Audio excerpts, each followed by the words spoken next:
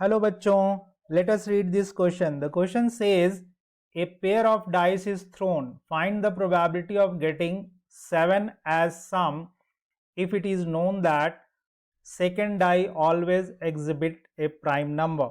First of all हम देखेंगे इसमें कि क्या की कॉन्सेप्ट यूज करेंगे. So the key concept is conditional probability.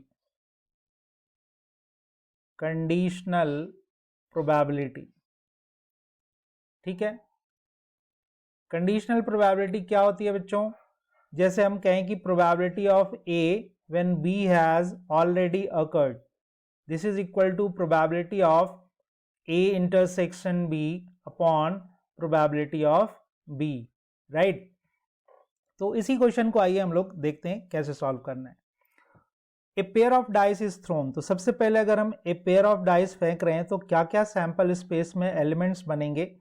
हमें पता है कि 36 एलिमेंट्स बनते हैं. 1, 1, 1, 2 एंड सो ऑन 1, 6.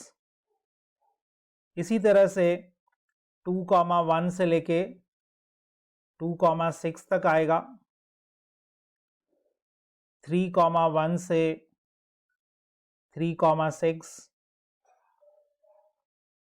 देन 4, 1 से 4, 2, 4, 3 कहाँ तक जाएगा? 4, 6 तक.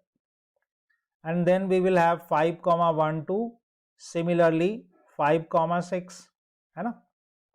And then from 6, 1 to 6, 6. So this is the sample space and there are 36 elements in the sample space.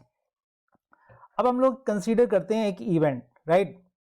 मान लीजिए हमारे पास एक इवेंट ए की बात करते हैं. Getting sum equal to 7. तो अब इसमें कौन कौन से एलिमेंट्स होंगे उसको हम लोग एक बार फिगर आउट करें. तो फर्स्ट रो में आपको मिलेगा 1, 6 जब आपको सम 7 मिलेगा. दूसरे में क्या मिलेगा? 2, 5. तीसरे में आपके पास आ जाएगा 3, 4. चौथे में आ जाएगा 4, 3 जब सम 7 मिल रहा है.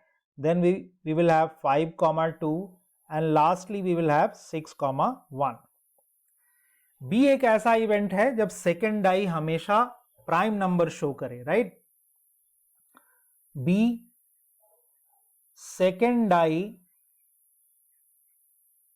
always shows a prime number.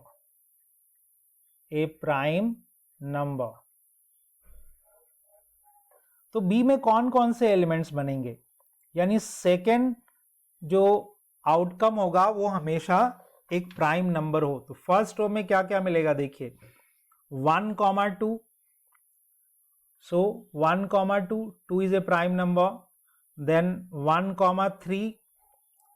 1, 4 नहीं होगा. 1, 5. ठीक. फिर दूसरे में आइए 2, 2. Then we will have 2, 3. And then we will have 2, 5. Right. Third में आ जाइए तो 3, 2. Second outcome is a prime number. 3, 3 and then 3, 5. Right. Fourth में आ जाइए 4, 2. 4, 3 and then 4, 5. Then we will have 5, 2. 5, 3 and 5, 5. Right. And then 6, 2, 6, 3 and 6, 5. तो ये वो outcome है जिसमें सेकेंड डाई हमेशा एक प्राइम नंबर शो कर रहा है. राइट.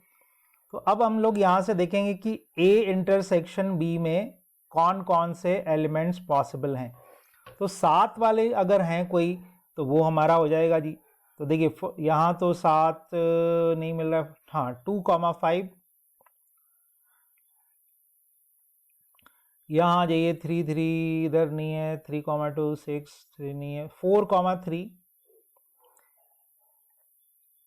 और कोई हो सकता है 4,5, 5,2 और आई थिंक नहीं हो सकता 5,3, 6, नहीं।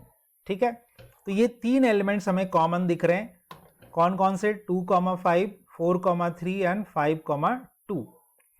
So now we will have probability of A when B has already occurred, and this is equal to probability of A intersection B upon probability of B।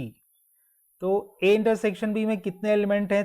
3। Total कितने आउटकम होंगे? 36। B में total elements कितने आए हैं? देखिए 3, 3, 6, 3, 3, 6, 3, 3, 6, that is 18। 18 total outcome 36. This will be cancelled out, so we will have 3 upon 18, 3 6 ja 18, that is 1 upon 6. So probability of A oblique B in this case is 1 upon 6. So बच्चों, this is the final answer and I hope you understood it well.